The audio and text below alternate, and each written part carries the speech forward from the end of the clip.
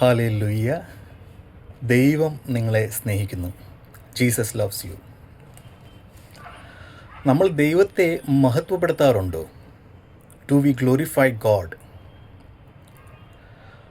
നമ്മളൊരു പക്ഷേ ദൈവത്തെ മഹത്വപ്പെടുത്തുന്നത് പള്ളി ആരാധനയിൽ കൂടുമ്പോഴായിരിക്കാം. ഇല്ലേ ഒരു പക്ഷേ ഒരു പ്രാർത്ഥനാ യോഗത്തിലായിരിക്കാം. ഇല്ലേ നമ്മളുടെ ജീവിതത്തിലെ ചില നല്ല നിമിഷങ്ങളിൽ, ഇല്ലേ നമുക്ക് ചില നല്ല നേട്ടങ്ങൾ ഉണ്ടാകുമ്പോഴായിരിക്കാം. ഒരു പക്ഷേ പുതിയൊരു ഭവനം വാങ്ങിക്കുമ്പോൾ ആയിരിക്കാം. ഒരു പുതിയ വണ്ടി വാങ്ങിക്കുമ്പോൾ ആയിരിക്കാം. ഇല്ലേ നമ്മളുടെ മക്കളുടെ വിവാഹ സമയത്തായിരിക്കാം. അങ്ങനെ നമ്മളുടെ ജീവിതത്തിലെ ചില പ്രധാനപ്പെട്ട നിമിഷങ്ങളിലും നമ്മൾ പള്ളി ആരാധനയിൽ കൂടുമ്പോഴും പ്രാർത്ഥനയിൽ കൂടുമ്പോഴും ഒക്കെ ആയിരിക്കാം ഒരുപക്ഷെ നമ്മൾ ദൈവത്തെ മഹത്വപ്പെടുത്തുന്നത്.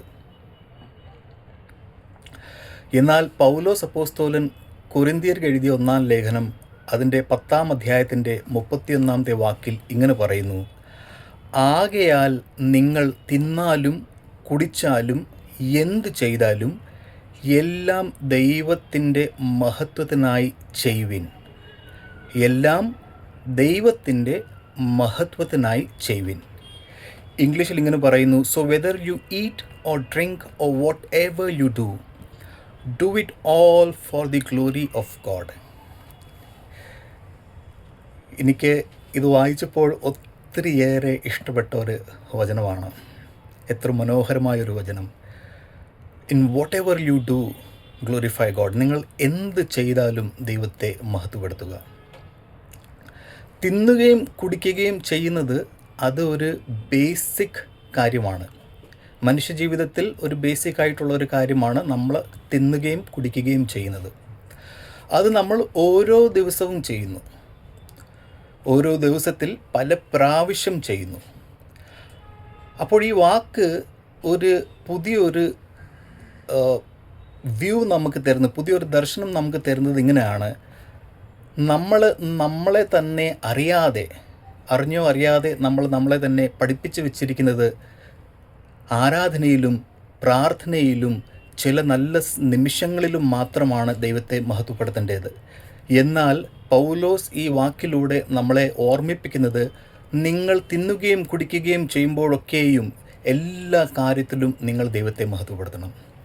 നമ്മൾ ഓരോ ദിവസവും ചെയ്യുന്ന ഓരോ കാര്യത്തിലും നമുക്ക് ദൈവത്തെ മഹത്വപ്പെടുത്താം.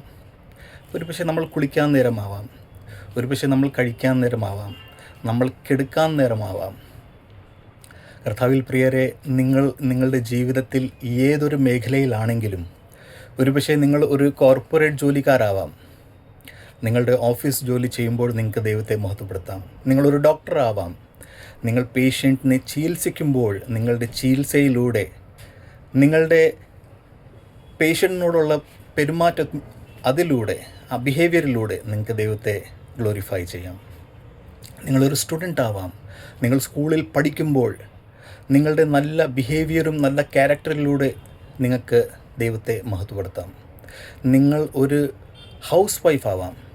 നിങ്ങൾ ഭക്ഷണം വെക്കുമ്പോൾ, ഭക്ഷണം വിളമ്പുമ്പോൾ, പിള്ളേരെ പഠിപ്പിക്കുമ്പോൾ, ഇല്ല പിള്ളേർക്ക് വേണ്ടി ഓരോ കാര്യങ്ങൾ ചെയ്യുമ്പോൾ നിങ്ങൾക്ക് ദൈവത്തെ മഹത്വപ്പെടുത്താം. അങ്ങനെ പൗലോസ് അപ്പോസ്തലൻ നമ്മളെ ഓർമ്മിപ്പിക്കുന്നു, ഈ വചനം നമ്മളെ ഓർമ്മിപ്പിക്കുന്നു, ആഴ്ചയിൽ ഒരു ദിവസമല്ല, 2 ദിവസമല്ല, ഓരോ ദിവസവും ഓരോ സമയത്തും ഓരോ കാര്യത്തിലും എല്ലാറ്റിലും ദൈവത്തെ മഹത്വപ്പെടുത്തുക. നിങ്ങൾ ദൈവത്തെ മഹത്വപ്പെടുത്തിയാൽ ദൈവം നിങ്ങളെ മഹത്വപ്പെടുത്തും. ദൈവം നിങ്ങളെല്ലാവരെയും അനുഗ്രഹിക്കട്ടെ. ദൈവത്തിൻ്റെ നാമം വാഴ്ത്തപ്പെടുമാറാകട്ടെ.